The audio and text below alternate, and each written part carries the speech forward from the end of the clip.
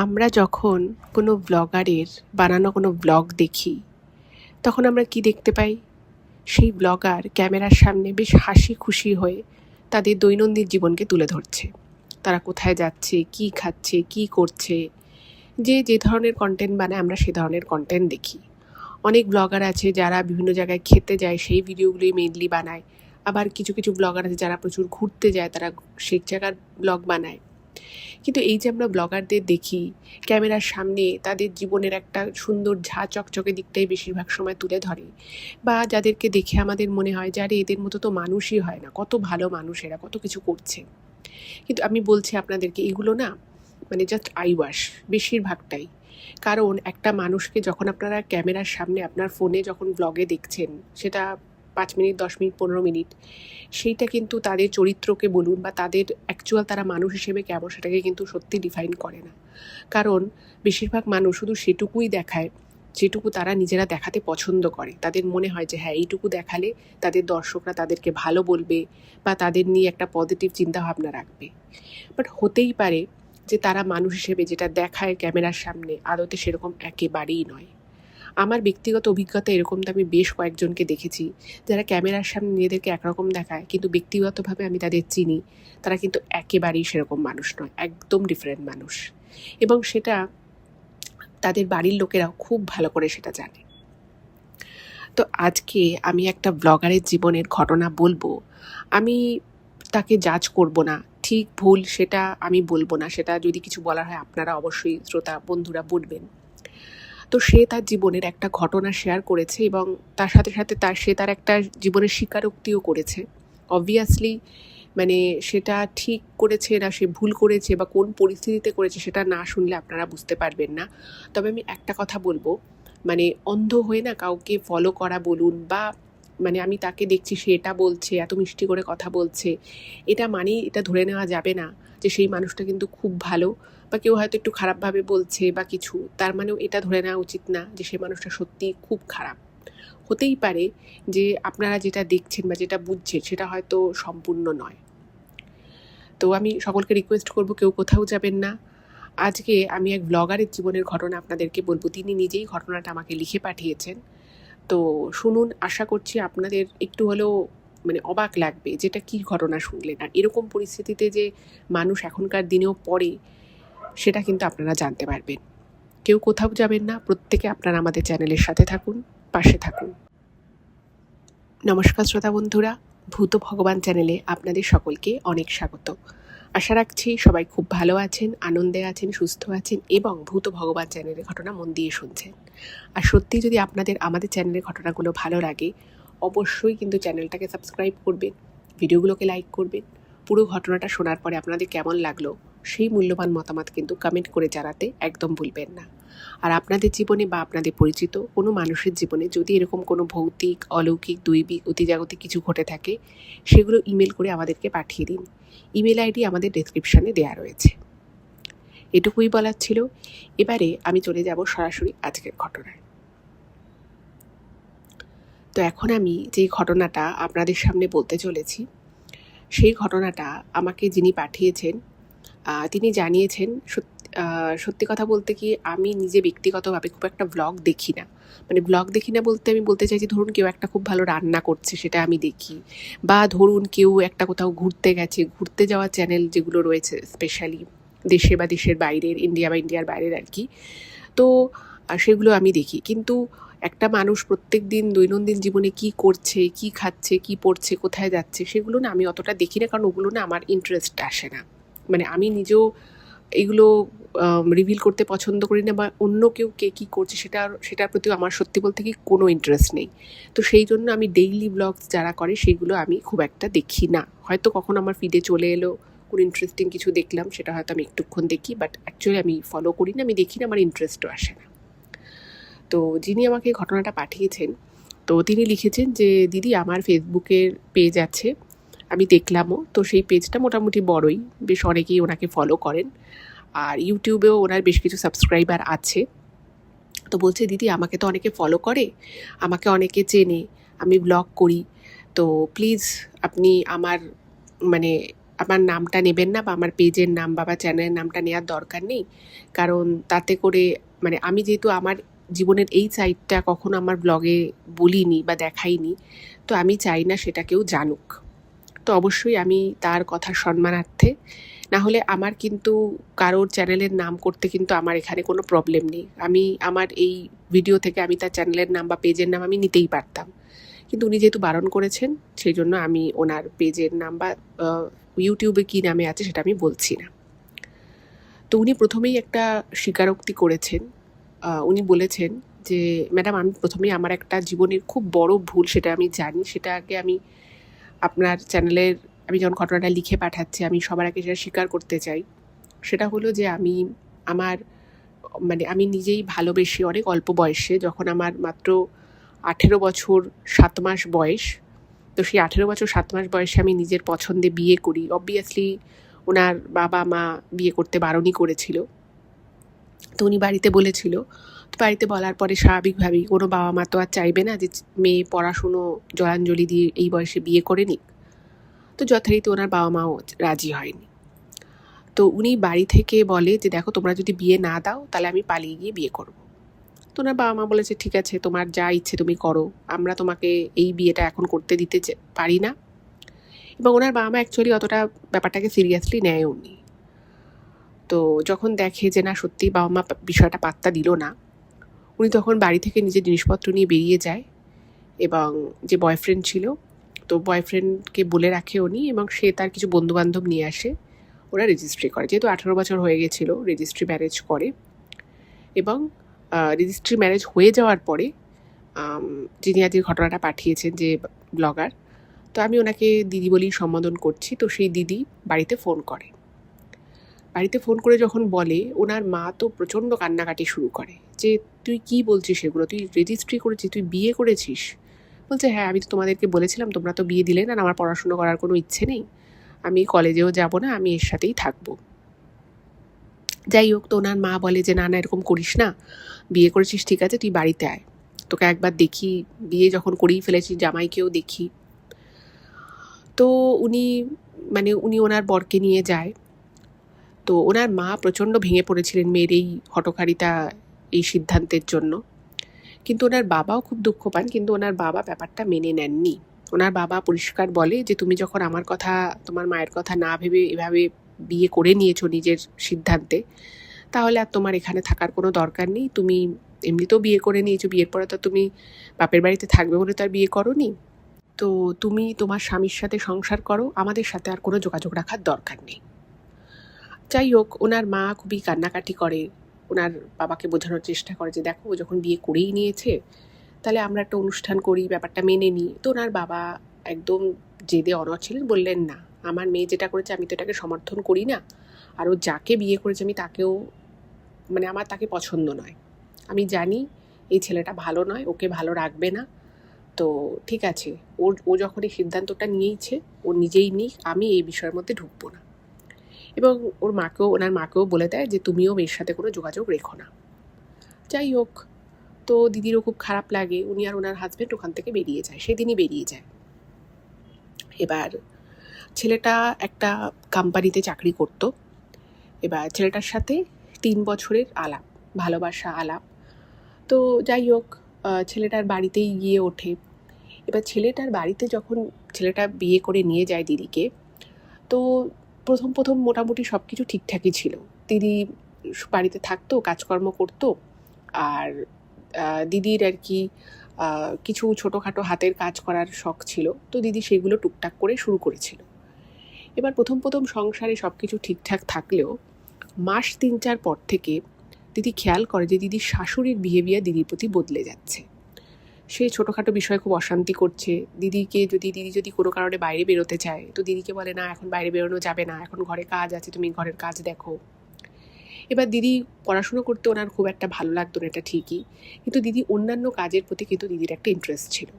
দিদির মেকআপ শেখার খুব ইচ্ছে ছিল, তো উনি একটা জায়গায় মেকআপ শেখার জন্য ভর্তিও হয়েছিল।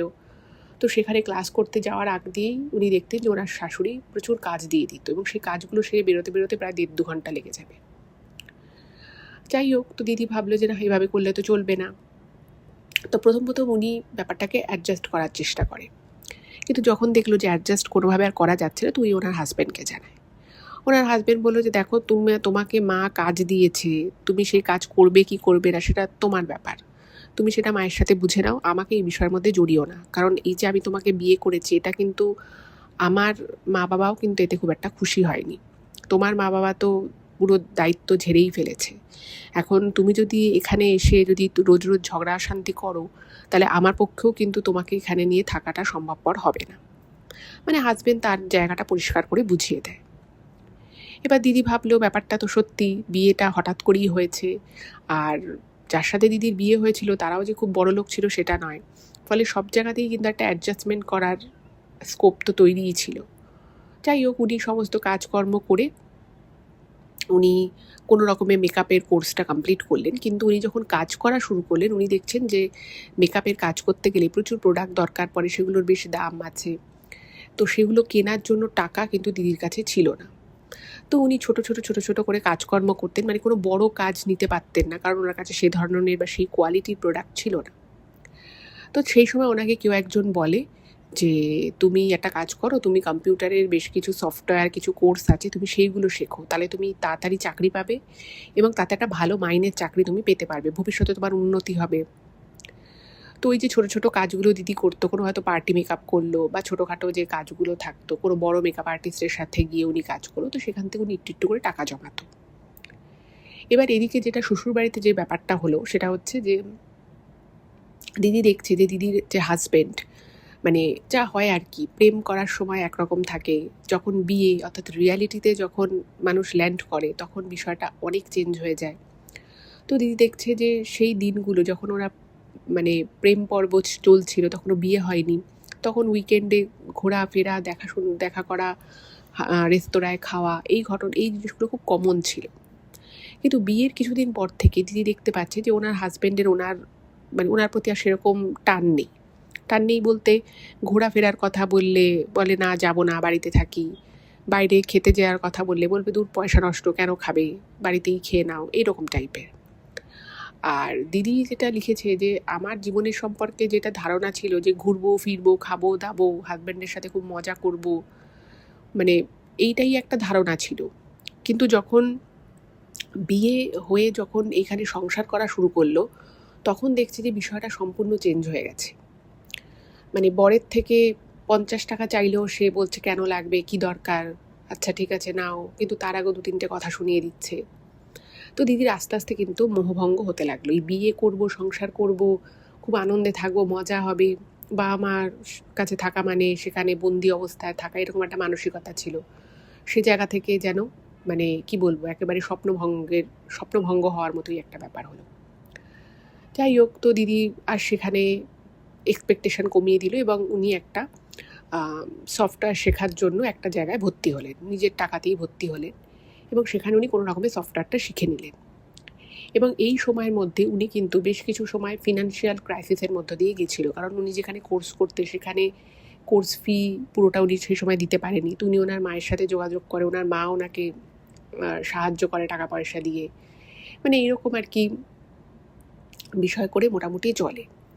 এবং উনি যে মুহূর্তে কোর্সটা কমপ্লিট করলেন, ভাবলেন যে এবারে আমি একটা চাকরি বাকরি খুঁজবো, সেই সময় উনি জানতে পারলেন যে উনি প্রেগনেন্ট, ওনার বাচ্চা হবে।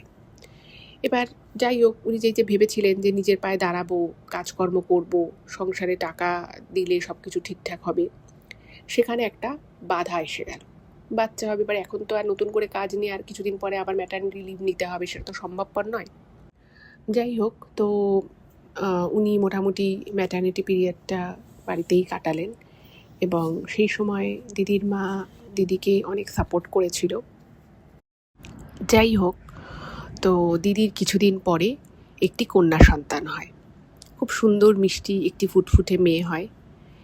এবং এই মেয়ে যখন জন্মায় দিদিরা ছিল 2 বোন। এবার দিদির মনে প্রথম একটা জিনিস আসে, সেটা হচ্ছে যে আমরা 2 বোন ছিলাম, দিদি খুব আশা করেছিল যে দিদির এক ছেলে হবে। কিন্তু যাই হোক, দিদির স্বামী যে খুব অখুশি হয়েছিল মেয়ে হয়েছে বলে সেটা নয়, দিদি নিজেই সেটা জানিয়েছেন। ওনার স্বামী মোটামুটি খুশি হয়েছিল, কিন্তু ওনার শাশুড়ি মা আবার খুব একটা খুশি হয়নি। উনি বলেছিলেন যে আমি ভেবেছিলাম ছেলে হবে, যাক মেয়ে হয়েছে, আবার মেয়েকে পড়াশুনো শেখাতে হবে, বিয়েও দিতে হবে, মানে একটা অখুশি ব্যাপার তার মধ্যে ছিল, সেটা বোঝা যায়। এবার এই জিনিসটা যখন কিছুদিন মানে চলে যায়, তারপর থেকে না দিদির মনে খুব হন্ট করতে থাকে যে আমারও একটা মেয়ে হলো, আবার এই মেয়েটাকে মানুষ করতে হবে, আবার তাকে বিয়েও দিতে হবে। মানে দিদি নিজেই একটা কোথাও না মানসিক চাপ অনুভব করছিল। এদিকে ওই যে বললাম যে দিদির পরিবারে খুব যে আর্থিক একটা বিশাল সচ্ছলতা ছিল সেটা কিন্তু নয়। এবার দিদি তো খুব একটা মানে খারাপ সময়ের মধ্য দিয়ে সেই সময়টা যাচ্ছিল। প্রথম কথা হচ্ছে দিদি ভেবেছিল যে নিজের পায়ে দাঁড়াবে, কিছু করবে, সেটা হলো না, সেখানে একটা বাধা এলো। তার মধ্যে দিদির প্রতি মুহূর্তে মনে হতো যে আবার মেয়ে হলো, এখন মেয়েকে পড়াশুনো শেখাও, আবার বিয়ের জন্য গয়নাগাটি করো। তো সব কিছু মিলিয়ে না মানে দিদির সংসার আর খুব একটা ভালো লাগতো না। এবার সেই সময় তখন দিদি একটা খুব সামান্য মাইনের একটা চাকরি পায়, এবং যেহেতু বাচ্চাও হয়ে গেছে, একটা খরচাপাতিরও ব্যাপার আছে, তো দিদি মানে বাড়িতে ওনার শাশুড়ি মা ওনার হাজব্যান্ডকে কনভিন্স করে যে দেখো, এখন হয়তো আমি মাইনেটা কম পাচ্ছি, কিন্তু এই কাজটা যদি আমি কন্টিনিউ করি, এখান থেকে আমি আরও কাজ শিখে আমি পরবর্তী ক্ষেত্রে আমি হয়তো একটা ভালো চাকরি পেতে পারবো। এবার ওখানে মাইনে যেমন কম ছিল, তেমনি সময়টাও কম ছিল, 5 ঘন্টা কাজ করতে হতো দিদিকে। তো দিদি সেই কাজটা বাড়িতে বলে, এবং সেই সময়টা ওনার শাশুড়ি মা ওনার মেয়েকে দেখতেন। তখন ওনার মেয়ের বয়স হচ্ছে ওই 9 মাস মতো। তো 9 মাস যখন মেয়ের বয়স, উনি একটা জায়গায় কাজে ঢুকলেন। এবার উনি নিজেই লিখেছেন যে আমি যখন কাজে ঢুকি, তো সেখানে আমার কিছুদিন পরে, কাজে ঢোকার কিছুদিন পরে আমি একটা জিনিস খেয়াল করি যে ওখানে একটা ছেলে ছিল। সেই ছেলেটা মানে হয়তো সবার সাথে কথা হচ্ছে, দিদি হয়তো ঢুকলো, তো দিদিকে দেখে একটু নড়ে চড়ে বসতো, একটু মানে জায়গা ছেড়ে দিত। প্রত্যেক মুহূর্তে দিদি বুঝতে পারত ছেলেটা যেন দিদিকে একটু বেশি অ্যাটেনশন দিচ্ছে। হয়তো সবাই গল্প করছে, দিদিকে হয়তো সে স্পেশালি জিজ্ঞেস করলো যে চা খাবে, এইগুলো। এবং দিদি যে জিনিসগুলো ওনার হাজব্যান্ডের থেকে, যে ছোট ছোট কেয়ার, ছোট ছোট বিষয়গুলো এক্সপেক্ট করতো, তো ওনার স্বামী হয়তো কাজের চাপে, সংসারের চাপে হয়তো সেই জিনিসগুলোকে সেভাবে টেক কেয়ার করতে পারতো না।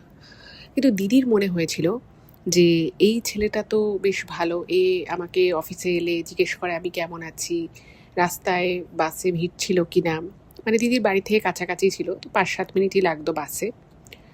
তো এই যে ছোট ছোট জিনিসগুলো যে দিদিকে জিজ্ঞেস করতো, ছোট ছোট কেয়ার দেখাতো, এটা না দিদির খুব ভালো লাগতো। এবং সেই জায়গা থেকে কিন্তু দিদির সাথে ওই ছেলেটির একটা বন্ধুত্ব তৈরি হয়। এবার আস্তে আস্তে টুকটাক কথা বলা, বন্ধুত্ব থেকে সেটা বন্ধুত্বের থেকে আরেকটু বেশি প্রগাঢ় হতে শুরু করে। এবং যখন দুজনের মধ্যে কথা হয়, বন্ধুত্ব যখন ছিল আর কি, তখন দিদি বলে যে আমি এরকম ভালোবেসে বাড়ির অমতে বিয়ে করেছিলাম, কিন্তু এখন আমার জীবনটা অনেক অন্যরকম হয়ে গেছে, আমার স্বামী আমাকে অনেক দিন ঘুরতে নিয়ে যায় না কোথাও, সংসারে টুকটাক কথা শুনতে হয় শাশুড়ির থেকে, এই যে আমি মেয়েকে রেখে কাজ করি, বাড়িতে গিয়ে আমাকে এই কাজগুলো করতে হয়, আমার ভালো লাগে না, এরকম নানান কথাবার্তা শেয়ার করতে থাকে। তো ছেলেটা না মন দিয়ে কথাগুলো শুনতো, আর দিদির এটা খুব ভালো লাগতো যে দিদি যেটা বলছে সেটা ছেলেটা বেশ শুনছে। যাই হোক, এভাবে আরও কিছুদিন এগোয়। তো তারপরে থেকে ছেলেটা আর কি দিদিকে অনেক কথা বলতো যে তুমি যেরকম মেয়ে, তোমাকে যা সুন্দর দেখতে, তোমার যা ট্যালেন্ট, তাতে তুমি তোমার জীবনটা খুব ওয়েস্ট করছো, তোমার আরও অনেক কিছু পাওয়ার কথা, আরও অনেক বেটার লাইফ হওয়ার কথা তোমার। তো এই কথাগুলো শুনে না কোথাও যেন দিদির মনে হতো যে ছেলেটা সত্যিই তো বলছে, আমি যেরকম দেখতে শুনতে, আমার যেরকম কোয়ালিফিকেশান, এখন আমি এই কোর্স করেছি, এখন আমি চাকরি করছি, আমার সত্যি কথাই এইরকম আমি যে বাড়িতে বিয়ে হয়ে বউ হয়ে আছি, সেটা আমাকে সত্যি হয়তো মানায় না। তো এই কথাগুলো না দিদির মধ্যে একটা মানে একটা এফেক্ট ক্রিয়েট করে দিয়েছিল, এবং দিদি মনে মনে চিন্তা করতো যে এই ছেলেটা যদি আমার স্বামী হতো, মনে মনে আর কি ভাবতো যে আমার স্বামী হতো, তাহলে হয়তো এই ছেলেটা আমাকে বেটার, আমার মনটাকে বুঝতে পারতো, আমিও হয়তো আরও ভালো থাকতে পারতাম। যাই হোক, তো দিদিকে তখন একদিন দিদির বাড়িতে একটু অশান্তি হয়েছে, তো দিদি গিয়ে ছেলেটার সাথে এই কথাগুলো বলেছে, এবং বলতে বলতে কেঁদে ফেলে দিদি। তো তখন ছেলেটা ওকে খুব সান্ত্বনা দেয় এবং ওকে বলে যে আমার একজন পরিচিত আছে, সে তার কাছে এই ধরনের অনেক সাংসারিক সমস্যা অনেকে হলে যায়, এবং তারা প্রত্যেকেই খুব উপকৃত হয়েছে। যদি তুমি চাও তাহলে আমি তোমাকে হেল্প করতে পারি। এবার ছেলেটার বাড়ি ছিল অনেক দূরে। এবার দিদি যেহেতু বাড়িতে বাচ্চা রয়েছে, তো দিদির পক্ষে অত দূর গিয়ে আবার আসা সম্ভব নয়। তো দিদি বলে যে ঠিক আছে, তাহলে তুমি আমাকে ওনার থেকে কিছু আমাকে এনে দাও, যাতে আমার সংসারে একটু শান্তি থাকে, আমার হাজবেন্ড যেন আমাকে মানে বোঝে, আমাকে একটু সময় বেশি দেয়, এরকম নানান কথাবার্তা দিদিকে বলে। এবার ছেলেটা তো বলে যে হ্যাঁ হ্যাঁ আমি তোমাকে হেল্প করব। তো ছেলেটা না দিদিকে বিভিন্ন জিনিস এনে দিত ওই ঠাকুর বাড়ি থেকে। বলতো যেটা তুমি তোমার স্বামীকে খাইয়ে দেবে, দেখবে তোমার স্বামী তুমি যা বলবে তাতেই হ্যাঁতে হ্যাঁ নাতে না বলবে।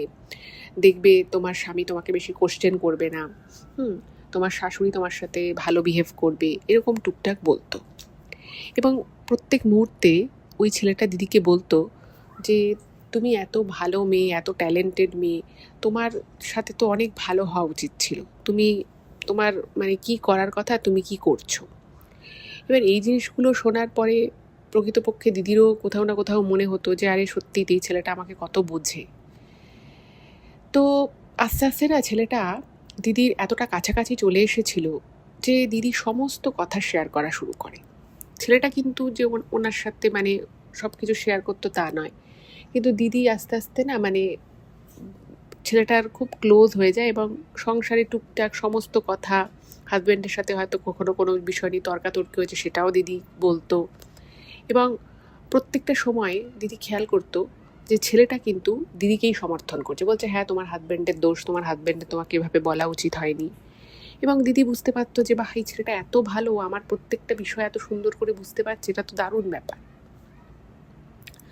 যাই হোক, তো আস্তে আস্তে না মানে দিদির মনে দিদির স্বামীর প্রতি যে টান ভালোবাসা যেগুলো ছিল সেগুলো না আস্তে আস্তে কমতে থাকে এবং ওই ছেলেটার প্রতি দুর্বলতা বাড়তে থাকে। এবার একদিন মানে দিদি কিছু একটা বাড়িতে হয়তো হয়েছে বা কিছু একটা এরকমই ব্যাপার, তো যেটা উনি লিখেছেন যে আমি অফিসে গেছি, গিয়ে আমি চুপচাপ বসে আছি, তো ছেলেটা এসে আমাকে বলছে যে কি বাড়িতে কোনো অসুবিধা হয়েছে। আমি বললাম হ্যাঁ এরকম হয়েছে, আমার মেয়ের জন্য এত এই সব কাজগুলো করতে হবে, আমার ভালো লাগে না। তো ছেলেটা আমাকে হঠাৎ করেই বলল যে তুমি মেয়ের জন্য এত করো কেন, মেয়ের বাবা রয়েছে, ঠাকুমা রয়েছে, দাদু রয়েছে, তারা করবে, তুমি করবে না, তোমার এত করার কোনো দরকার নেই। তো দিদি না একটা মুহূর্তের জন্য পুরো হয়ে যায়। তো দিদি বলছে যে না আমি তো মা, আমাকে তো করতেই হবে, তুমি এভাবে বলছো। বলছে হ্যাঁ তুমি মা হয়েছো বলে সব দায়িত্ব তোমার নাকি? তো আমি যদি তোমার জায়গায় থাকতাম বা তোমার স্বামীর জায়গায় যদি আমি থাকতাম, আমি আমার স্ত্রীকে মানে তোমাকে অনেক স্বাধীনতা দিতাম। আমি তোমাকে বলতাম যে ঠিক আছে তোমাকে মেয়ের কথা ভাবতে হবে না, মেয়েকে বাড়ির লোকেরা সামলে নেবে, তুমি তোমার মতো জীবন যাপন করো। এবার এই কথাটা এমনভাবেই দিদিকে ছেলেটা বলে, মানে দিদির মাথাটা না পুরো মানে উনি নিজে লিখেছে যে আমি জানি না কী করে আমার ব্রেন ওয়াশ হয়ে গেল। আমি সেদিন থেকে ভাবতে থাকলাম যে সত্যিই তো মেয়ের সমস্ত দায়িত্ব তো আমার নয়, মেয়েকে তার দাদু ঠাকুমা তার বাবা রাখবে।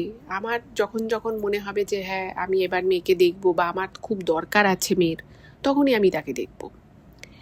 এবার তখন থেকেই না দিদির মন মানসিকতা আস্তে আস্তে চেঞ্জ হয়ে গেল এবং দিদি ভাবতে থাকে যে না অনেক করেছে আমি মেয়ের জন্য, এবারে আমি আর এত কিছু করব না।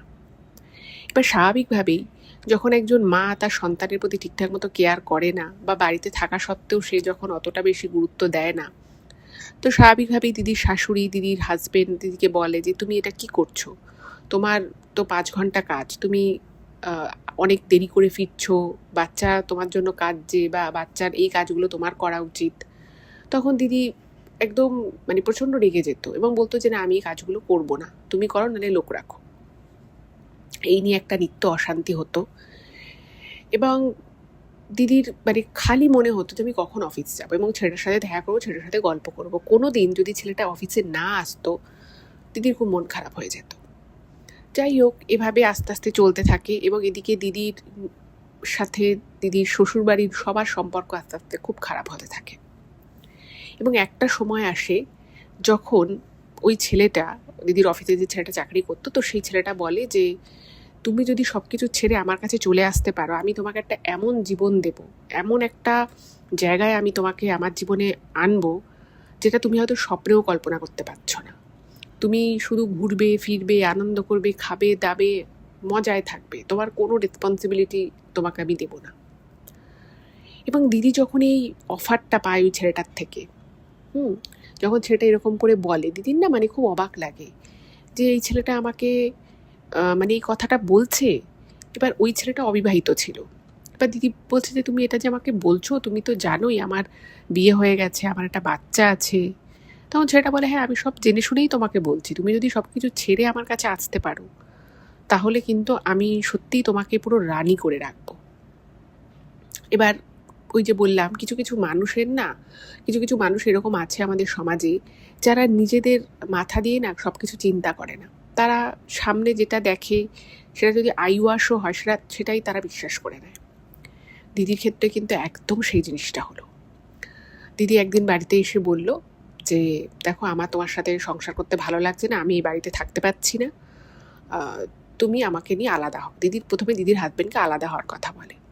তো দিদির হাজবেন্ড বলছে যে দেখো আমি তোমাকে নিয়ে কী করে আলাদা হব, আমি যদি তোমাকে নিয়ে এখন আলাদা হই তাহলে বাচ্চাটাকে কে দেখবে, তুমি তো তাহলে চাকরি কি ছেড়ে দেবে, প্রথম কথা। দ্বিতীয় কথা হচ্ছে যে বাড়ির থেকে আলাদা থাকলে আমাকে ভাড়া করে থাকতে হবে, বাড়ি ভাড়া করতে হবে। আমার কাছে এখন এত টাকা নেই যে আমি একটা ভালো বাড়ি ভাড়া করে তোমাকে আর মেয়েকে রাখবো। আর তুমি এমনিতেই সামলাতে পারো না, তুমি একা সারাদিন বাচ্চা সামলাতে পারবে? তো দিদির না মানে এই যে অ্যান্সারটা যে দিদির হাজবেন্ড দেবে, দিদির হাজবেন্ড যে ওনাকে নিয়ে আলাদা থাকবেন, সেটা দিদি আগে থেকেই জানতো, ইচ্ছে করেই কথাটা বলেছিল। তো উনি লিখেছেন যে আমার পুরো ওর মানে আমার হাজবেন্ড আমাকে কি বলতে পারে সেটা আমার সম্পূর্ণ জানা ছিল, এবং আমি সেটাই এক্সপেক্ট করি এবং সেটাই হয়। আমি তার কিছুদিন পরে আমার হাজবেন্ডকে জানাই যে আমার খুব অসুবিধা হচ্ছে, আমি তোমার সাথে এভাবে থাকতে চাই না, আমি থাকতে পারবো না। আবার অশান্তি হয়, এবং একদিন অশান্তিটা চরমে পৌঁছে যায় এবং দিদি বাড়ি থেকে বেরিয়ে আসে। ঠিক যেভাবে নিজের বাপের বাড়ি থেকে দিদি বেরিয়ে এসে এই ছেলেটিকে বিয়ে করেছিল ওনার হাজব্যান্ডকে, সেভাবেই কিন্তু দিদি বেরিয়ে আসে। এবার যখন ওই ছেলেটির কাছে যায় তো তখন ছেলেটাকে বলে যে দেখো আমি বেরিয়ে তো এসেছি কিন্তু আমার কিন্তু ডিভোর্স হয়নি। তো ছেলেটা তখন দিদিকে বলে যে দেখো তুমি আমাকে ভালোবাসো, আমি তোমাকে ভালোবাসি, এটাই আমাদের জন্য অনেক।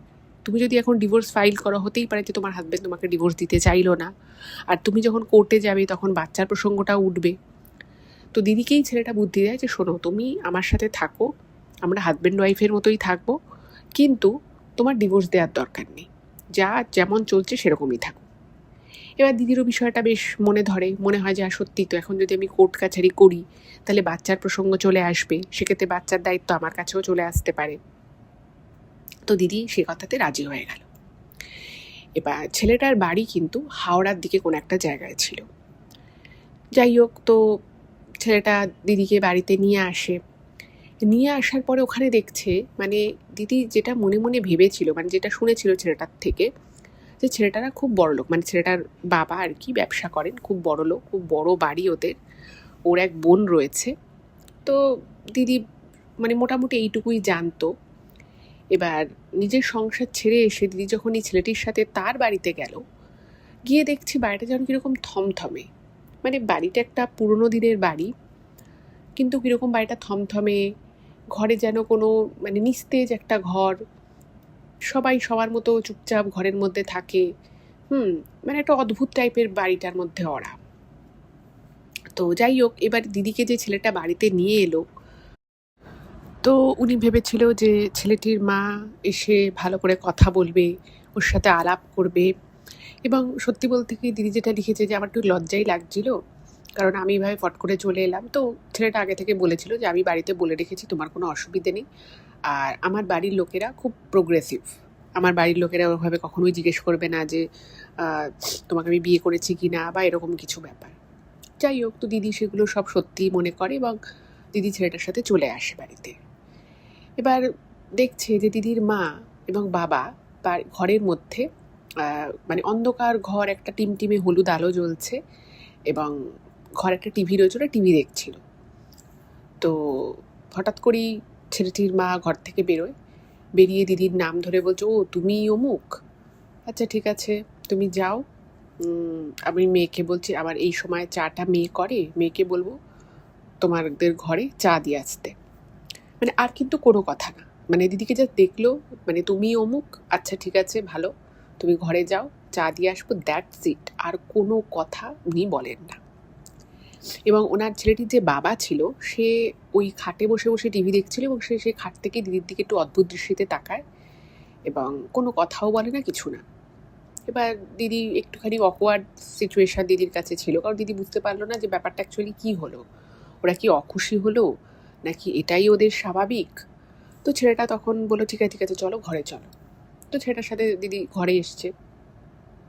তো ঘরে আসার সাথে সাথেই মানে ওই 5-7 মিনিটের মধ্যেই একটি মেয়ে, রোগা এবং একটা লম্বা চুলের বিনুনি, খুব মানে আর কি শান্ত শিষ্ট, খুব কৃশ একটি মেয়ে ঘরে আসে, নক করে এবং নক করে ঘরে ঢোকে, হাতে 2 কাপ চা। তো চাটা রেখে দেয়, মেয়েটি নিজের পরিচয় দেয় আর বলে যে যদি তোমার কিছু দরকার পড়ে আমাকে বলো, বলে মেয়েটা চলে যায়। মেয়েটিও কিন্তু সেরকম কোনো ইন্টারেস্ট দেখায় না দিদির প্রতি। এবং একটা মেয়ে যে এসেছে, সে তার বাড়ির লোকের সাথে এখানে থাকা শুরু করছে, এটা নিয়ে না মানে বাড়ির ছেলের বাবা মা বোন কারোর কোনো ইন্টারেস্ট নেই। মনে হচ্ছে যেন এটা খুব ক্যাজুয়াল একটা ব্যাপার। এবার ওই পয়েন্টে কিন্তু দিদির বেশ মনে একটু খটকা লাগে এবং সন্দেহ হয়।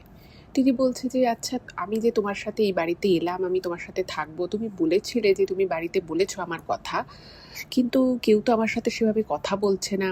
তখন বলছে দেখো, আমাদের বাড়ির লোকেরা না মানে খুব মডার্ন চিন্তাভাবনা রাখে। আমি যেহেতু বড় হয়ে গেছি, আমি বলেছি বাড়িতে যে আমি তোমাকে ভালোবাসি, তোমার ব্যাপারে সব কিছু বলেছি, যে তোমার বিয়ে হয়ে গেছে, তোমার একটা বাচ্চা আছে। তো সেই জন্যই ওরা তোমাকে একটা স্পেস দিচ্ছে, যাতে তোমাকে বেশি প্রশ্ন করলে এই প্রসঙ্গ না উঠে আসে, তাতে তুমি হয়তো খারাপ পেতে পারো বা তুমি তোমার একটা ফলস সিচুয়েশনে তুমি পড়ে যেতে পারো। তো সেই জন্য ওরা তোমাকে জাস্ট স্পেসটা দিচ্ছে, এতে তোমার ভয় পাওয়ার বা খারাপ পাওয়ার কিচ্ছু নেই। তো দিদিকে এমন করেই বোঝায়, তো দিদি সেটাও বুঝে যায়। দিদির মনে হয় যে আরে এটাও তো ঠিক কথা, ঠিক আছে বেশ ভালো। তো দেখছে যে বেশ ঘরটা বড়, ঘরে একটা আলমারি রয়েছে এবং 2টো আলমারি ঘরে, একটা আলমারি বন্ধ আর একটা আলমারি খোলা। তো দিদি সুটকেস নিয়ে এসেছিলো দিদির জিনিসপত্র, তো সেটা বললো তুমি সব এখানে রেখে টেখে দাও। এবং বলছে যে আমি আজকে বাড়িতে রান্নাবাড়ি হবে না, তো আমি তোমাকে আজকে নিয়ে এলাম, তো আমি বাড়িতে বলে রেখেছি আজকে রান্না না করতে, আমি একটু পরে গিয়ে বাইরে হোটেল থেকে খাবার নিয়ে আসবো। তো দিদি বললো ঠিক আছে। তো দিদি বসে আছে, তো ওনার ছেলেটা বেরিয়ে যায়। এবার এদিকে তো দিদির ফোনে বারবার দিদির হাজব্যান্ডের ফোন আসছে। তো তখন ঘরটা ফাঁকা ছিল, তো দিদি ফোনটা রিসিভ করে ওনার বরকে বলে দেয় যে দেখো, আমি তোমার সাথে আর থাকবো না, আমি নিজের মতো করে থাকার বন্দোবস্ত করে নিয়েছি, তুমি আমাকে একদম বিরক্ত করবে না। এবার দিদি মনে মনে বুঝতে পারছে, মানে মনে আর কি হচ্ছিল, যে আমি আমার হাজব্যান্ডকে, আমার সন্তানকে আমি ছেড়ে চলে এসেছি, এটা কি আমি ঠিক করলাম? এবার এই ছেড়ে আসার আগে ওই যে বলেছিলাম যে দিদি যার সাথে আর কি সংসার ছেড়ে বেরিয়ে আসে, সেই ছেলেটা দিদিকে ওই ঠাকুর বাড়ি থেকে বিভিন্ন ধরনের তাবিজ কবজ, বিভিন্ন মিষ্টি ফল এগুলো এনে দিত, বলতো যে তুমি এটা যদি দাও তাহলে দেখবে তোমার সংসারে সব কিছু ভালো হবে, কেউ তোমার উপরে কোনো কথা বলবে না। তো এই ছেড়ে আসার আগেও কিন্তু দিদিকে এরকম কিছু জিনিস দিদির হাজব্যান্ডকে খাওয়ানোর জন্য দিয়েছিল। বলেছিল যে তুমি যদি এটা খাওয়াতে পারো, তাহলে তুমি যখন আমার সাথে থাকা শুরু করবে, সংসার ছেড়ে চলে আসবে, দেখবে তাহলে তুমি তোমার হাজব্যান্ড আর কোনো ঝামেলা অশান্তি করতে পারবে না। এবার দিদির ওখানে কোথাও একটা কনফিডেন্স ছিল যে আমি তো যা ওর খাবারে মেশানোর মিশিয়ে দিয়েছিলাম, তো সেটা দ্রব্যগুণ আছে, তো সেটা তো করে এসেছি, তাহলে আমার এই জীবনে আর আমার হাজব্যান্ডের দিক থেকে কোনো মানে প্রবলেম হবে না। আর দিদি খুব ভালো মতোই জানতো যে দিদির হাজব্যান্ড অতটা হয়তো প্রকাশ করতো না, কিন্তু সে নিজের সন্তানকে খুবই ভালোবাসতো। তো এই জায়গায় দিদির একটা কোথাও কনফিডেন্স ছিল যে দিদির মেয়ের মানুষ হতে কোনো প্রবলেম হবে না। আর ওনার শাশুড়ি মা বেশ কর্মঠ একজন মানুষ ছিলেন, তো ভেবেছিল যে ঠিক আছে সবাই মিলে মেয়েটাকে মানুষ করে দেবে। এবং দিদি মনে মনে ভেবেছিল যে আমি মাঝে মধ্যে গিয়ে টুক করে দেখা করে চলে আসব। যাই হোক, তো এই ছেলেটির সাথে দিদির থাকা শুরু হলো এবং দিদি খেয়াল করতো যে বাড়িতে কেউ কারোর সাথে কথা বলে না। মানে এই মানে ছেলেটার যে বাবা মা, তারা একে অপরের সাথে খুব আস্তে আস্তে কিছু একটা বিষয় নিয়ে কথা বলে, হয়তো খুব সাধারণ বিষয়, সেটা খুব আস্তে আস্তে বলে। ওদের যে মেয়ে, মানে ছেলেটির যে বোন, সে আলাদা নিজের ঘরে থাকে, সারাদিন নিজের ঘরে দরজা বন্ধ করে থাকে। এবং একজন কাজের লোক আছে, সে সকালবেলা আসে, এসে ঘরঠর মুছে, সে নিজেই আবার সামান্য কিছু রান্না করে সে বেরিয়ে যায়। এবং সেই কাজের লোকও কিন্তু বিশেষ একটা কারোর সাথে কথা বলে না। এবার যাই হোক, দিদি আর ওই ছেলেটা একসাথেই কাজের জন্য বেরোতো, একই জায়গায় যেহেতু কাজ করে, কাজ করে ফিরতো। তো দিদি স্বাভাবিকভাবেই ছেলেটাকে জিজ্ঞেস করে যে তোমার বাড়িতে কেউ কারোর সাথে এভাবে কথা বলে না কেন, মানে সকালবেলা ব্রেকফাস্ট করার সময় হোক বা ডিনারে হোক, কেউ কারোর সাথে কোনো কথা বলে না, তোমার বোন সারাটা দিন ঘরের মধ্যে থাকে, ছুটির দিনে দেখলাম, এরকম কেন? তো তখন বলছে, না দেখো আসলে আমার বাবা মায়ের তো বয়স হয়েছে, আর ওই যে বললাম আমাদের দুই ভাই বোনকে আমার বাবা মায়েরা অনেক স্বাধীনতা দিয়েছে, তাদেরকে বলেছে যে তোরা তোদের মতো করে বাঁচ, এবং আমার বোন তো এখন বিভিন্ন ধরনের চাকরির পরীক্ষা দিচ্ছে, আর ও তার সাথে সাথে বাড়িতে বসে একটা কাজ করে, একটা আইটি জব করে, তো সেই জন্য ও নিজের মতো বাড়িতে থাকে। আমরা কেউই কারোর জীবনে খুব একটা মানে মানে হয় না যে কারোর বিষয়ে কোনো কথা বলা, সেটা আমাদের ফ্যামিলিতে হয় না। তো দিদি দেখছে যে ঠিক আছে, ভালোই, খারাপ তো কিছু না, আমিও বিন্দাস আছি, ওরাও সবাই ভালো আছে। এদিকে দিদির হাজবেন্ড দিদিকে ফোন করছে যে তুমি কোথায় আছো।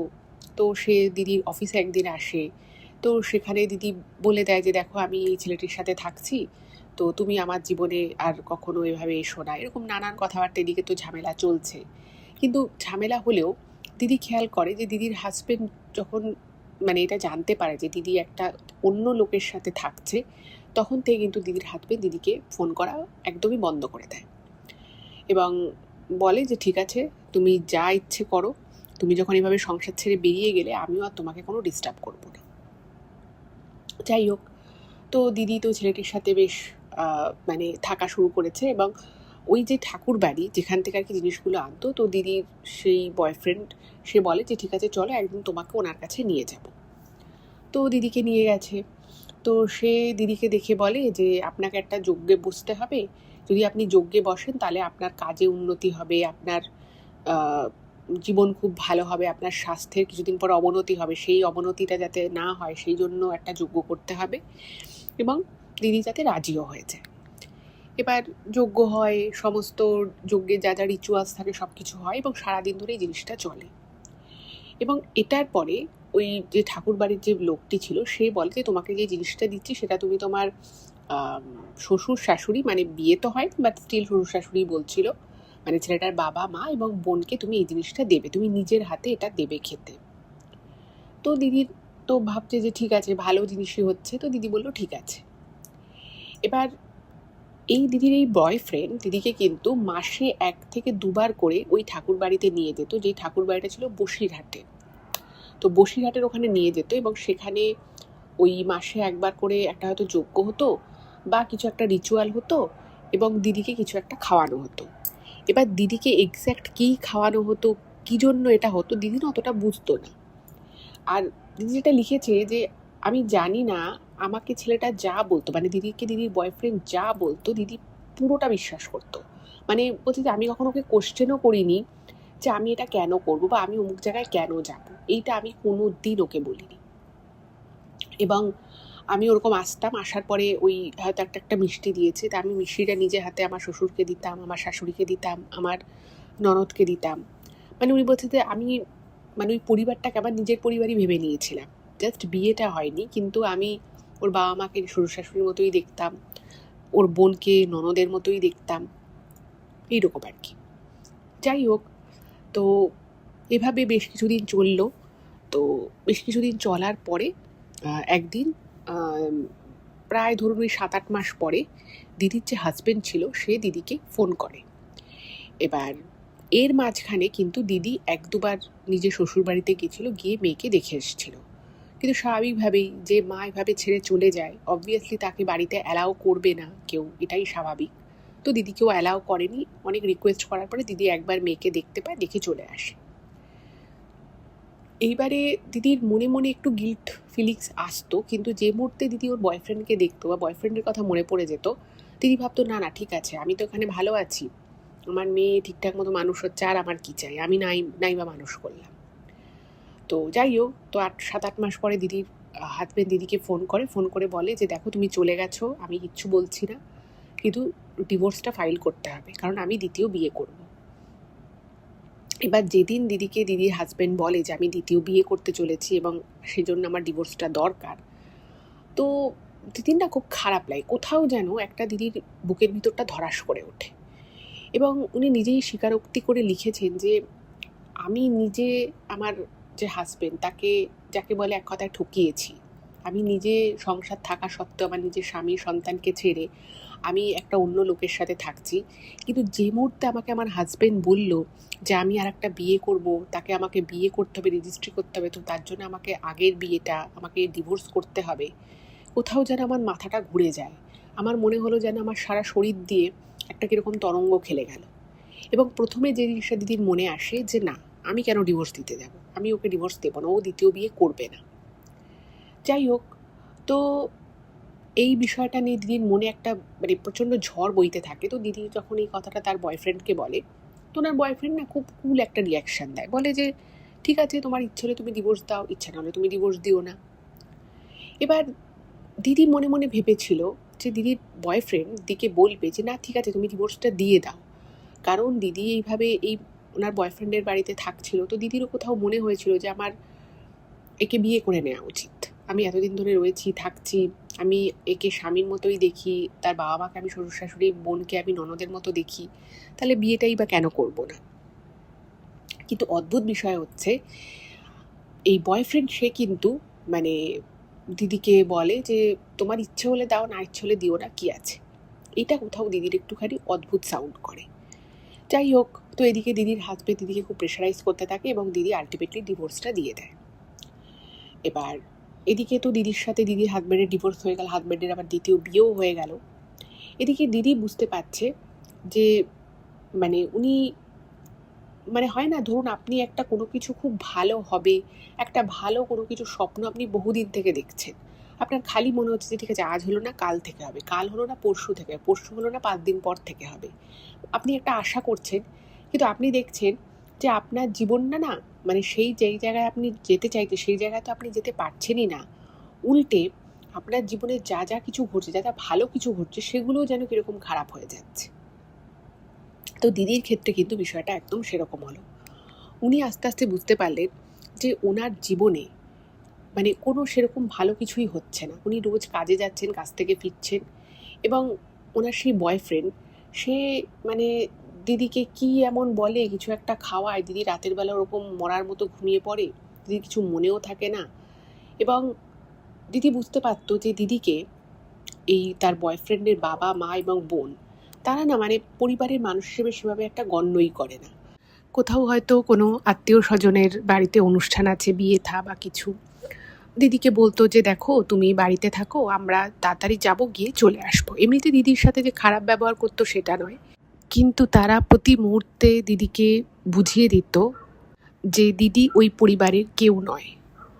এবার এই জিনিসটা দিদির মনে খুব খারাপ লাগতে থাকে আস্তে আস্তে তখন, যখন দিদির সাথে দিদির হাজব্যান্ডের ডিভোর্সটা হয়ে যায়। আর দিদি একটা জিনিস খেয়াল করে যে দিদির বয়ফ্রেন্ড দিদিকে যা বলে দিদি কিন্তু সেটা একদম অক্ষরে অক্ষরে পালন করে। ইভেন দিদিকে যদি কোনো কারণে ওনার বয়ফ্রেন্ড বলতো যে তুমি এই কাজের জন্য কিছু টাকা দাও, দিদি কিন্তু সঙ্গে সঙ্গে বার করে দিয়ে দিত। কিন্তু দিদি যদি তার বয়ফ্রেন্ডকে কোনো কথা বলতো, সেই বয়ফ্রেন্ড কিন্তু বিভিন্ন রকমভাবে টাল বাহানা করতো। কখনো বলতো যে না এখন হবে না, এখন যেতে পারবো না, বা এখন এটা করতে পারবো না, এবং এমন করে দিদিকে কথাগুলো বলতো। দিদি বুঝতে পারতো যে ওনার বয়ফ্রেন্ড চাইলেই কাজটা করতে পারে বা চাইলেই যেতে পারে, বাট এমন করে একটা ভাব করতো যে বিষয়টায় দিদি আর কিছু বলতে পারতো না। এবার এভাবে কিছুদিন চলার পরে দিদির মনে হলো যে না, আমার যখন ডিভোর্স হয়েই গেছে তাহলে আমার তো এখানে বিয়ে করে নেওয়া উচিত। এবার মানে ওই যে বললাম, দিদিকে নিয়ে মাসে বা 1.5 মাসে ওইখানে যেত, এবং সেখানে যাওয়ার পর না দিদির খুব শরীর খারাপ হয়ে যেত এবং ওই যজ্ঞে বসতো। তো দিদি এক আধবার জিজ্ঞেস করতো যে মাঝে মধ্যেই কেন এটা করতে হয়, প্রায় প্রত্যেক মাসে এটা কেন করতে হয়। তো তখন দিদিকে দিদির বয়ফ্রেন্ড বোঝাতো না, এটা করা তোমার জন্য ভালো, তোমার শরীর স্বাস্থ্যের জন্য ভালো, তোমার একটা বিশাল ফাড়া আছে, তোমার যে প্রথম পক্ষের যে স্বামী সে তোমার ক্ষতি করতে চাইবে, তো এইগুলো থেকে তুমি নিজেকে প্রোটেক্ট করার জন্য তোমাকে আমি এগুলো করতে বলছি। এবং দিদিকে না যা বলতো দিদি কিন্তু সেটা বিশ্বাস করতো। এবার এইগুলো যখন করে আসতো প্রথম না হলেও পরের দিকে না দিদির খুব শরীর খারাপ লাগতো। আর দিদি দেখে মানে একটা জিনিস খেয়াল করে যে দিদির যে ননদ, মানে ওই যে বললাম বিয়ে হয়নি বাট ওনার বয়ফ্রেন্ডের যে বোন আর কি, সে কিন্তু মানে আস্তে আস্তে প্রথম যখন তাকে দেখেছিল সে খুব মানে শীর্ণকায় একটা মেয়ে ছিল। মানে চোখের নিচে কালি পড়ে গেছে, চোখ মুখে যেন বসে গেছে।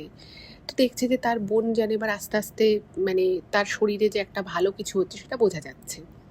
তো দিদি একদিন মানে মেয়েটিকে জিজ্ঞেস করে যে তুমি কি কিছু মুখে অ্যাপ্লাই করছো, তুমি কি পার্লার টার্লারে যাচ্ছ, তোমার স্কিনটা সুন্দর গ্লো করছে, তোমাকে দেখতে খুব সুন্দর লাগছে, খুব ভালো লাগছে। তো তখন না মানে ওনার সেই মেয়েটা জাস্ট না বলে মানে দিদির আর কোনো কথার কোনো উত্তর না দিয়ে জাস্ট অ্যাভয়েড করে চলে যায়। তো দিদির এটা খুব খারাপ লাগতো এবং প্রত্যেক মুহূর্তে দিদি বুঝতে পারতো যে ওনার বয়ফ্রেন্ডের সেই বোন সে দিদিকে একদমই পছন্দ করে না এবং দিদির সেই বয়ফ্রেন্ডের বাবা মা বলুন বা বোন, এদের সবার না একটা নিজস্ব লাইফ আছে এবং সেই লাইফে দিদির অ্যাকচুয়ালি কোনো জায়গা নেই। তো একদিন এটা নিয়ে দিদি মানে কান্নাকাটি করে তার বয়ফ্রেন্ডকে বলে যে আমরা কেন বিয়েটা করছি না, আমরা তো এখন রেজিস্ট্রি করে নিতেই পারি, বড় করে বিয়ে না হোক একটা রেজিস্ট্রি করতে পারি, তোমার কোনো আত্মীয় স্বজনের সাথে তুমি আমাকে আলাপ করাতে পারো না, কোথাও আমরা যেতে পারি না একসাথে দুজনে, কেন এটা হবে? তো তখন ওনার বয়ফ্রেন্ড বলে যে ঠিক আছে আমরা বিয়ে করব, কটা দিন যাক, আমরা বিয়ে করে নেব। তো যাই হোক, এভাবে আস্তে আস্তে দিন কাটতে থাকে, সময় এগিয়ে যায়, কিন্তু দিদির বয়ফ্রেন্ড বিয়ের কথা আর বলে না। এদিকে হঠাৎ করেই একদিন দিদি বুঝতে পারে যে দিদির এই বয়ফ্রেন্ড কারোর সাথে লুকিয়ে লুকিয়ে ফোনে কথা বলে, বা শুধুমাত্র ফোনে কথা বলে তা নয়, মেসেজও করে খুব লুকিয়ে লুকিয়ে। দিদি যখন হয়তো ঘুমিয়ে পড়ে, সাইড ফিরে হয়তো কাউকে মেসেজ করছে। এবং আরও দিদির বিষয়টা দৃষ্টিকটু লাগে, দিদি বুঝতে পারে যে দিদি যখন সাইড ফিরে তাকাচ্ছে বা জিজ্ঞেস করছে যে কার সাথে কথা বলছিলে বা কাকে মেসেজ করছিলে, সে বলে না না আমার একটা খুব পুরনো বন্ধু, হ্যাঁ ওরা একটা ট্রিপে যাচ্ছে তাই আমাকে জিজ্ঞেস করছে, ওরা সবাই তো বিজি তাই রাতের বেলারই সবার সময় হয় একটু কথা বলার। কিন্তু দিদি স্পষ্ট শুনেছিল যে ফোনের ওপারে একটা মহিলা কণ্ঠে কেউ কথা বলছে। কিন্তু দিদি লিখেছে যে আমি জানি না আমার কি হয়েছিল, আমি সব বুঝতে পারছিলাম যে আমি বিশাল বড় ভুল করেছি, আমি আমার নিজের সন্তান স্বামীকে ছেড়ে এসেছি, এটা একটা বড় অন্যায় করেছি, আমি যার কাছে আছি সেও আমার কাছে স্বচ্ছ নয়। কিন্তু আমি না যেন কিভাবে ওর জীবনের সাথে নিজের জীবনটাকে জড়িয়ে ফেলেছিলাম যে আমি মানে নিজেকে ওর থেকে দূরে আমি ভাবতেই পারতাম না। যাই হোক, তো একদিন হঠাৎ করেই ওনার যে বয়ফ্রেন্ডের মা সে বলে যে তোমার সাথে আমার একটা কথা আছে। তো দিদি বলে যে ঠিক আছে।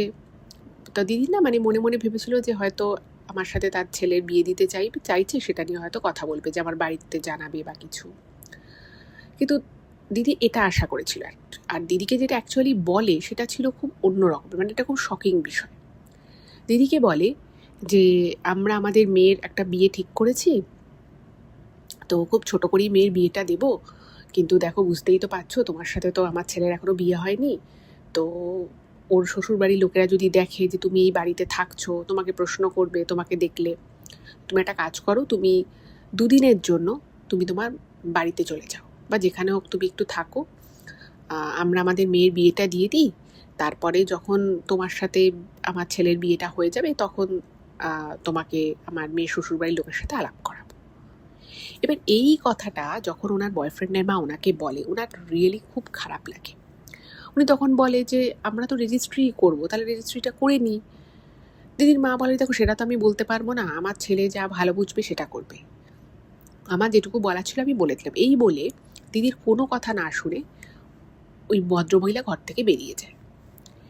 এবার দিদির তো প্রচণ্ড কান্নাকাটি করছে, ওনার বয়ফ্রেন্ডকে বলছে যে আমি এখন কোথায় যাব, আর আমি যেখানে বিয়ে করে আছি এটা আমি শুধুমাত্র আমার মাকে বলেছিলাম, আমার বাবা তো এমনি আমার সাথে খুব একটা কথা বলে না, এখন তোমার বোনের বিয়ে হবে বলে আমি 2-3 দিনের জন্য বাড়ি যাব, এটা কি করে সম্ভব? যাই হোক, তো ওনার সেই বয়ফ্রেন্ড অনেক রকম বোঝায় যে দেখো তোমার মান সম্মানের কথা ভেবেই আমি বলছি, নাহলে আমার আর কি বলো, ঠিক আছে তাহলে আমিও আমার বোনের বিয়েতে থাকবো না, তুমি আর আমি চলো কোথাও ঘুরতে যাই। এবার এটা যখন দিদিকে বলে তো দিদির মনে হয় যে বাবা আমি তো একটু বেশি বলে ফেললাম, ওর বোনের বিয়ে, ওর বাবা মার বয়স হয়েছে, যাই হোক ছোটো করে দিলেও তো একটা দায় দায়িত্ব থাকে। তো দিদি বললো ঠিক আছে একটা কাজ করো, আমি 2 দিনের জন্য, মানে দিদির একজন পরিচিতের একটা হোস্টেল ছিল, বলছে আমি 2 দিনের জন্য হস্টেলে চলে যাব, তো তুমি আমাকে তোমার বোনের বিয়েটা মিটলে 2 দিন পরেই কিন্তু আমাকে নিতে এসো। এবার দিদি হস্টেলে চলে গেছে, এবং হস্টেলে যখন যাবে দিদির যে বয়ফ্রেন্ড সে আবার দিদির জন্য প্যাকিং করে দিচ্ছে, সমস্ত জামা কাপড় সমস্ত কিছু দিয়ে দিয়েছে, বলছে যে ঠিক আছে তুমি যাও, আমি তোমাকে 2-3 দিন পরে গিয়ে নিয়ে আসবো। এবার মানে ওই প্রথম মানে দিদি 2 দিনের জন্য বাড়ির বাইরে থাকছে। দিদির তো প্রচণ্ড মন খারাপ, খুব খারাপও লাগছে যে আমি বললাম আমার বয়ফ্রেন্ডকে, আমার বয়ফ্রেন্ডের মাকে যে আমরা রেজিস্ট্রি করে নিই, তাহলে আমিও বিয়েতে থাকতে পারতাম, হেল্প করতে পারতাম, কাজ করতাম। তো যাই হোক, মনটা খুব খারাপ। এবারই এত দিনের মধ্যে মানে দিদি এই প্রথম ওই বাড়ির বাইরে বেরোলো, এবং দিদি লিখেছে যে আমি জানি না, আমি ওই বাড়ির বাইরে আগে বেরোতাম, অফিস যেতাম, কাজ করতাম, ওর সাথেই যেতাম, ওর সাথেই ফিরতাম, তো আমি না কখনো আলাদা করে কিছু ভাবনা চিন্তা করা বা কিছু চিন্তা করা বা কিছু একটা নিয়ে অ্যানালিসিস করা আমি কিছুই করতাম না। সেদিন আমার হঠাৎই মনে হলো, আমি যখন হস্টেলে ঘরে রয়েছি, আমার মনে হলো যে আমি এটা কি করছি, আমি আমার জীবনটাকে কোথায় নিয়ে গেছি। এবং দিদি ফার্স্ট টাইম রিয়ালাইজ করলো যে আমি যার জন্য আমার নিজের বরকে ছেড়েছি, আমার ওইটুকু বাচ্চাকে ছেড়ে আমি এর সাথে এসেছি, আমি কি পেলাম। মানে প্রায় এর সাথে থাকছে 16-17 মাস হয়ে গেছে, মানে 1.5 বছর প্রায় হয়ে গেছে। তো তখন দিদি বুঝতে পারে প্রথমবারের জন্য যে আমি কি পেলাম। এবং ওই যে 2 দিন দিদি সময় পেয়েছে, তো দিদি বিভিন্ন রকম ফোনে বিভিন্ন মেসেজ চেক করছে, নিজের মানে ফোনে ব্যাংকের পাসবুক চেক করছে। তো দিদি একটা বিষয় খেয়াল করে যে দিদির অ্যাকাউন্ট থেকে প্রচুর প্রচুর টাকা, মানে দিদি তো খুব বেশি স্যালারি পেতো না, কিন্তু যা টাকাই ছিল সেটা না মানে ওই ওনার যে বয়ফ্রেন্ড তার অ্যাকাউন্টে বিভিন্ন সময় ট্রান্সফার হয়েছে। এবং এই যে টাকাগুলো ট্রান্সফার হয়েছে এর মধ্যে কিছু দিদি করেছে, কিন্তু বাকিগুলো দিদি করেনি। ইভেন দিদির একটা ফিক্সড ডিপোজিট ছিল, দিদি খেয়াল করে, মানে কখনো মানে ওই যে বয়ফ্রেন্ডের সাথে থাকতো, মানে তার যে একটা বলয়ের মধ্যে দিদি ছিল, দিদি কখনো এগুলো চেকই করেনি যে দিদির টাকা পয়সা এগুলো কোথায় যাচ্ছে। এবং ওই 2 দিনে দিদি খেয়াল করে যে দিদির যে ফিক্সড ডিপোজিট ছিল সেগুলো মানে সময়ের আগেই, ম্যাচিওর করার আগেই কিন্তু সেটাকে ভেঙে টাকা নিয়ে নেওয়া হয়েছে, এবং সেই টাকাটা ঢুকেছে ওরা সেই বয়ফ্রেন্ডের অ্যাকাউন্টে। এবং সেই দিন দিদি লিখেছে যে আমি পুরো বিষয়টা আমার মনে হলো যেন আমি একটা ঘুমোচ্ছিলাম, আমি ঘুমিয়ে ঘুমিয়ে এই স্বপ্নগুলো দেখেছি, এবং যেন সেদিন আমার স্বপ্নটা ভাঙলো, আমি যেন ঘুম থেকে উঠলাম। এবং বলছে যে আমি পুরো হাউ হাউ করে হোস্টেলের ছাদে গিয়ে মধ্যরাতে কাঁদছি যে আমি এটা কি করলাম। এবং দিদি পরিষ্কার বুঝতে পারছে, এবং ওই 2 দিন দিদি ফোন করেছে, বহুবার ফোন করেছে, কিন্তু ওনার বয়ফ্রেন্ড মেসেজ করেছে যে আমি খুব বিজি আছি, আমি তোমার সাথে কথা বলতে পারবো না। তো দিদি লিখেছে যে আমি বেশিক্ষণ কথা বলবো না, আমি তোমার সাথে 1 মিনিটই কথা বলবো। তো দিদির বয়ফ্রেন্ড বলেছে না গো, এখন সময় নেই। সেই সময় দিদি রিয়ালাইজ করলো যে আমার তো ওর জীবনে কোনো জায়গাই নেই, ওর বাড়ির লোককে আমাকে মানে পাত্তাই দেয় না, অথচ দিদি এই বাড়িতে এতদিন ধরে থেকেছে এবং মানুষগুলোর জন্য যা যেটুকু করা দিদি করেছে। ইভেন প্রচুর প্রচুর টাকা পয়সা দিদির অ্যাকাউন্ট থেকে তো ট্রান্সফার হয়েছে, যেটা মানে যার অর্ধেক ট্রানজাকশান দিদি করেনি, অর্ধেক করেছে। সেদিন যেন দিদির মনে হলো যে মানে ভিতর থেকে একটা ফিলিংস আসলো যে এখান থেকে তোকে পালাতে হবে, না তুই বাঁচবি না। দিদির শারীরিক অবস্থা কিন্তু অনেক ডিটোরিয়েট করেছিল। ইভেন দিদি লিখেছে যে আমার 2-3 বার খুব শরীর খারাপ হয়, জ্বর হয়, আমাকে আমার বয়ফ্রেন্ড বলে যে না না তোমার ডাক্তার দেখানোর কোনো দরকার নেই, আমি তোমাকে ওষুধ এনে দিচ্ছি, তুমি আবার কি ডাক্তারের কাছে যাবে। তো ওই ওষুধ এনে দিত, দিদি সেটা খেত, কখনো ডাক্তারের কাছেও যায়নি। এবং দিদি বুঝতে পারছে যে দিদি মানে শরীর ভেঙে গেছে, চোখ মুখ আগের থেকেও আরও খারাপ হয়ে গেছে, মানে সব কিছু শুধু খারাপই হয়েছে। এবার দিদির তখন মনে হলো যে আরে আমি আমার বাচ্চাটাকে তো ছেড়ে এসেছি, কতদিন বাচ্চাটাকে দেখি না। তো পরের দিন দিদি বাড়ি থেকে মানে হোস্টেল থেকে বেরিয়ে নিজের বাড়ি যায়, এবং গিয়ে সেখানে জানতে পারে যে দিদির প্রথম পক্ষের সেই স্বামী, বাচ্চা, তারপরে তার যে স্ত্রী, সবাইকে নিয়ে ঘুরতে গেছে। এবং বলছে যে আমি সেদিন সেই আমার শ্বশুরবাড়ি, যে বাড়িতে আমি একদিন বিয়ে করে এসেছিলাম, আমি আমার বাবা মায়ের অমতে গিয়ে যাকে বিয়ে করেছিলাম, সেই বাড়িটা আজকে মানে আমার আর নেই। আমার হাজবেন্ড তো কবেই মানে হাতছাড়া হয়ে গেছে, ইভেন আমার মেয়েটাও হয়তো আর আমার নেই। আশেপাশের লোকরা দিদির দিকে তির্যক মন্তব্য করে, ব্যাকা ব্যাকা কথা বলে, খুব স্বাভাবিক। তারা বলে যে তুমি তো মেয়েকে ছেড়ে চলে গেছিলে, এখন আবার এসছো কী করতে। একজন একটু ভালোভাবে কথা বলে, তো দিদি তাকে জিজ্ঞেস করে যে আমার মেয়ে কেমন আছে, তো বলছে ভালোই আছে, তোমার স্বামী যাকে বিয়ে করেছে সে তোমার মেয়েকে খুব ভালোবাসে এবং সেও, তোমার মেয়েও কিন্তু তাকেই মা হিসেবে জানে এবং তার সাথে খুব ভালো থাকে। এটা জেনে দিদির যতটা আনন্দ হয় যে মেয়ে ভালো আছে, তার থেকেও দিদির বেশি যেন কষ্ট হয় যে আমার মেয়েটাও আমার হাতছাড়া হয়ে গেল। তো দিদির প্রচণ্ড রাগ হয় এবং রাগ হয়ে তখন মানে যাতে দিদির একেবারে স্বপ্নভঙ্গ হয়েছে। তো উনি তখন সোজা সেই বয়ফ্রেন্ডের বাড়ি যায় এবং ওই বাড়িতে গিয়ে, কারণ 3 দিন হয়ে গেছে দিদিকে নিয়ে নিতে আসার কথা ছিল, আগের দিন আসেনি, 3 দিন হয়ে গেছে, তো দিদি বাড়ি গেছে, গিয়ে যেটা দেখতে পায়, দেখছে যে দিদি সেই বয়ফ্রেন্ডের সাথে, মানে ওই ঘরেই, যে ঘরে দিদি থাকতো সেখানেই একটা মহিলা রয়েছে এবং ওনার যে বোন তার বিয়ে হয়েছে সত্যিকারেরই, বাড়িতে বিয়ে হলে যেরকম একটা সাজগোজ থাকে বাড়িতে সেরকমই আছে। এবং যেটা দিদি জানতে পারলো যে দিদির সেই বয়ফ্রেন্ডের মানে অলরেডি বহুদিন আগেই বিয়ে হয়েই গেছিল এবং দিদি পরিষ্কার বুঝতে পারে যে দিদিকে চরমভাবে ঠকানো হয়েছে, উনি প্রতারিত হয়েছে। এবং শুধুমাত্র যে উনি প্রতারিত হয়েছেন তাই কিন্তু নয়, উনি সর্বস্ব খুইয়ে আজ একদমই নিঃস্ব। ওনার স্বামী, সন্তান, শ্বশুর বাড়ি, ইভেন ওনার বাপের বাড়িও কেউ কিন্তু ওনার এই খামখেয়ালি সিদ্ধান্তকে মেনে নিতে পারেনি।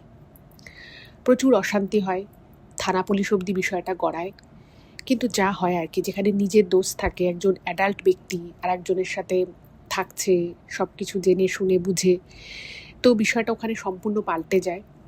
এবং দিদির যে বয়ফ্রেন্ড সে সম্পূর্ণ অস্বীকার করে, সে বলে যে না, তুমি আমাদের বাড়িতে তো ভাড়া থাকতে, তুমি বলেছিলে যে তোমার স্বামী অত্যাচার করে তাই তুমি আমাদের বাড়িতে ভাড়া থাকতে, এখন তুমি বলছো যে তুমি আমার সাথে থাকতে।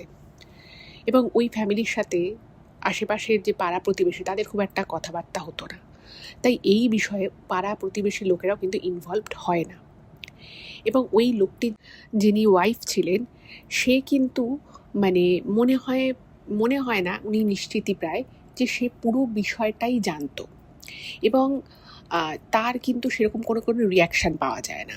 মানে সে হচ্ছে যাকে বলে তার হাজবেন্ড, তার শ্বশুর শাশুড়ি যা বলবে তাই ঠিক, সে দিদির কোনো কথাই শুনতে চায় না। দিদি তাকে অনেকভাবে বোঝায় যে আপনার স্বামী বাজে লোক, সে আমার সাথে এরকম খারাপ করেছে, আমাকে মিথ্যে কথা বলেছে, আপনি তার সাথে সংসার করবেন না। সে বলে যে তোমার মতো মেয়ের কোনো কথা আমি শুনতে চাই না, আমি জানি আমার শ্বশুর শাশুড়ি কেমন, আমি জানি আমার স্বামী কীরকম, তোমার থেকে কেন কথা শুনতে যাব। যাই হোক, তো ওইখানে ওই ঘরে দিদির যা টুকটাক জিনিসপত্র ছিল সেগুলো পর্যন্ত ওই ঘর থেকে সরিয়ে দেওয়া হয়। যাই হোক, সেখানে অনেক ঝামেলা অশান্তি হয়, কিন্তু কোনোভাবেই দিদি আর কিছু করতে পারে না, কারণ দিদি বুঝতে পারে যে যেখানে নিজের প্রচুর দোষ থাকে সেখানে আর দিদি কী করবে, কী বলবে। কিন্তু যেটা দিদি জানতে পারে, যেটা দিদির জানার উদ্দেশ্য ছিল যে দিদির সাথেই এটা কেন করা হলো, তো বেশি না 4-5 দিন লাগে দিদির বিষয়টা পুরোপুরি জানতে। তো দিদি মানে ওখানকার কিছু আশেপাশের লোকজন, তারপরে ওনার যে ননদ ছিল, তো তার সাথে জোর করে দিদি কথা বলার চেষ্টা করে। তো সব কিছু মিলিয়ে দিদি যেটা বুঝতে পারে এবং যে কনক্লুশনে দিদি আসে সেটা হচ্ছে যে দিদিকে এই যে পাঠটা পড়ানো হয়েছিল, দিদির সাথে যে প্রতারণাটা হয়েছে তার পিছনে কিন্তু একটা বিশাল বড় ষড়যন্ত্র ছিল। প্রথম ষড়যন্ত্র হচ্ছে যে দিদিকে প্রথমে বশীকরণ করেছিল এই ছেলেটাই। ওই যে বললাম যে বিভিন্ন জিনিস খাওয়াতো দিদিকে, মানে কোনো একটা মানুষ তার যদি কোনো অসৎ উদ্দেশ্য থাকে বা আপনার যদি মনে হয় যে এই মানুষটা আপনার সাথে একটু অন্যরকম বিহেভিয়ার করছে, তার থেকে না কোনো কিছু খাওয়া বা তার কোনো জিনিস নেওয়া থেকে কিন্তু অলওয়েজ বিরত থাকা উচিত। তার কারণ হচ্ছে দিদিকে প্রথম কিন্তু ওই ছেলেটা, মানে যদিও এখানে দিদির এখানে দোষ আছে যে দিদি নিজের পরিবারের সমস্ত কথা ছেলেটার কাছে শেয়ার করতো, তো সেই সুযোগ নিয়ে ছেলেটা বুঝতে পারে যে এই মেয়েটাকে যদি আমি কোনোভাবে কনভিন্স করতে পারি, কোনোভাবে যদি আমি বশীকরণ করতে পারি, তাহলে আমি এই মেয়েটাকে যা বলবো তাই করবে। তো দিদিকে প্রথমে বশীকরণ করে এবং দিদিকে দিয়ে তার শ্বশুরবাড়ির লোকেদের সাথে, যাতে দিদির সম্পর্কটা খারাপ হয়, ওই ঠাকুর বাড়ি থেকে বা যাই হোক না কেন, সেটাকে আমি ঠাকুর বাড়ি বলবো বা আমি যাই বলি না কেন, যেখানে এই ধরনের কাজ হয়, তো সেখানে বিভিন্ন রকমের জিনিস দিয়ে এমন একটা সম্পর্ক তৈরি করে দেয় যেখানে দিদির সাথে কিন্তু দিদির হাজবেন্ডের প্রচুর মনোমালিন্য হওয়া শুরু হয়। মানে হয়তো খুব ছোটোখাটো বিষয়, কিন্তু সেই ছোটোখাটো ঝগড়া, ছোটোখাটো বিষয়গুলোই আস্তে আস্তে বড় আকার ধারণ করতো। এবং এই করতে করতে করতে করতে দিদির সাথে দিদির হাজব্যান্ডের সম্পর্কটা পুরোপুরি চলে যায়। ইভেন এতটাই দিদিকে কনভিন্স করে দিয়েছিল, এতটাই ওইসব খাইয়ে দিদিকে নিজের হাতের মুঠোয় করেছিল যে দিদি নিজের সন্তানের কথাটাও সম্পূর্ণ ভুলে যায়। তার মুখের দিকে পর্যন্ত দিদি তাকায় না এবং এই ছেলেটার সাথে কিন্তু সে একসাথে থাকা শুরু করে। এটা একটা গেল। এবং শুধুমাত্র এটাই কিন্তু কারণ নয়, এর পিছনে ছিল একটা মস্ত রহস্য। তো সেটা কি জানেন? সেটা হচ্ছে যে এই ছেলেটার যে পরিবার, মানে ছেলেটার বোন, ছেলেটার বাবা, ছেলেটার মা, এই 4 জনেরই একটা নাকি রোগ ছিল। মানে রোগটা এমন যে সেটা না, মানে এই ফ্যামিলির মধ্যে বহুদিন থেকে রোগটা রয়েছে এবং সেই রোগের ফলে কিন্তু এক একজনের এক এক রকমের সমস্যা হতো। ছেলেটার বাবার কথা বলতে সমস্যা হতো এবং রাত হলেই খুব মানে ওনার গা হাত পা জ্বালা করতো। ছেলেটার যে মা, সেই ছেলেটার মায়েরও আবার কিছু উদ্ভট টাইপের সিমটমস হতো, প্রচণ্ড বমি করতো। এটা দিদিও মানে বহুবার শুনেছে যে ওনার শাশুড়ি মানে শাশুড়ির মতোই দেখতো, তো ছেলেটার মা আর কি বাথরুমে গিয়ে বমি করছে। ছেলেটার বোনের ব্যাপারটা আমি বলেছি, বোনটা খুব রোগা পাতলা ছিল, আরও হয়তো কিছু সমস্যা ছিল। আর এই ছেলেটারও কিন্তু বেশ কিছু মানে সমস্যা হতো। তো এরা তার ট্রিটমেন্ট করায়, কিন্তু বহু ট্রিটমেন্ট করেও কিছু লাভ হয় না। তো এরা তখন একটা লোকের কাছে যায়, সে বলে যে তোমাদের পরিবারে একটা এরকম কেউ কিছু ক্ষতি করেছে, তো সেই জন্য তোমাদের এই রোগগুলো হচ্ছে, এই রোগ কখনোই তোমাদের ওষুধে সারবে না। তো তোমরা যদি মানে একটা মেয়েকে এরকম যদি তোমরা আনতে পারো বাড়িতে, তাকে যজ্ঞে বসিয়ে তার মাধ্যমে তার যে শরীরের যে জীবনী শক্তি, তার আত্মার ক্ষমতাকে কাজে লাগিয়ে এই জিনিসটা ঠিক করতে হবে। তো এই বিষয়টার জন্যই কিন্তু মানে দিদির সেই বয়ফ্রেন্ড দিদিকে কাজে লাগায় এবং যখন সেই কার্যটা সিদ্ধি হয়ে যায় তখন সেই বোনের সমস্ত প্রবলেম মিটে যায়, তার বিয়ে হয়ে যায়, দিদিকে কিন্তু একদম ছুঁড়ে ফেলে দেয়। এবং যাই হোক, এখানে আমি জানি না যে কেন লোকটার স্ত্রী থাকা সত্ত্বেও এটা করল, তার স্ত্রী সবটা জেনে কেন চুপ করেছিল সেটা আমি জানি না, সেটা দিদির কাছে ওটা বিশাল রহস্য। যাই হোক, সবটা যখন দিদির কাছে খুব স্পষ্ট হয়েই যায়, তো দিদি ভাবে যে না দোস্ত আমিই করেছি, আমিই তো পাপ করেছি, আমি আমার সন্তানকে ছেড়ে আমার স্বামীকে ছেড়ে এসেছি। আমি কি ভেবেছিলাম যে আমি খুব সুখী হব? এটা তো সম্ভব না, আমি তো কোনোদিনও সুখী হতেই পারবো না। আর সত্যি কথা বলতে কি সেরকম কোনো প্রমাণ ছিল না। তো তাই দিদি সব কিছু ছেড়ে দেয় এবং সব খুইয়ে আসলে আলটিমেটলি দিদি তারপরে কিছুদিন হস্টেলে থাকে। তো দিদির মা বাবারও অনেক বয়স হয়েছিল, তো তারা বলে ঠিক আছে তুই আমাদের সাথেই থাক।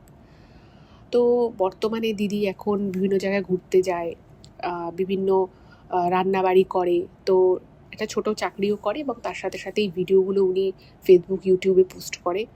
তো উনি বলছে যে আমি কি করে এত বড় ভুল করলাম আমি নিজেও জানি না, আমার আর নিজের প্রতি মুহূর্তে খুব ধিক্কার, নিজেকে খুব ঘেন্না লাগে, কিন্তু বাঁচতে হবে। আর দিদি বলছে যে আমি শুধুমাত্র আজকের ডেটে আমি বেঁচে আছি আমার মেয়ের জন্য। এখন মানে হাজব্যান্ড তো একদমই আমাকে পছন্দ করতো না, কিন্তু এখন ওদেরও একটা ছেলে সন্তান হয়েছে, তো এখন একটু সম্পর্কটা ঠিক হয়েছে, আমি মাঝে মধ্যে মেয়ের সাথে দেখা করি। আর দিদি বলছে যে আমি রোজগারপাতি যাই করি আমি আমার মেয়েটার জন্য যাতে আমি কিছু রেখে যেতে পারি, কিছু করে যেতে পারি, সেই জন্যই আমি কাজকর্ম করছি, এই ব্লগ বানাচ্ছি, হাসি মুখে ক্যামেরার সামনে আসি, কিন্তু প্রতিদিন প্রতি মুহূর্তে আমার বিবেক দংশনে আমি মানে শেষ হয়ে যাচ্ছি। যাই হোক, তাহলে ভাবুন যে আমরা যাদেরকে আমাদের মোবাইলের স্ক্রিনে যাদের ব্লগ দেখি, তাদের ব্যক্তিগত জীবনে যে কত কিছু ঘটে সেটা হয়তো আমরা বুঝতেও পারি না। তো এটাই ছিল আজকের ঘটনা। কেমন লাগলো জানাবেন, ভালো লাগলে চ্যানেলটাকে সাবস্ক্রাইব করে পাশে থাকবেন। আজ এ পর্যন্তই, আবার পরের এপিসোডে দেখা হবে। নমস্কার।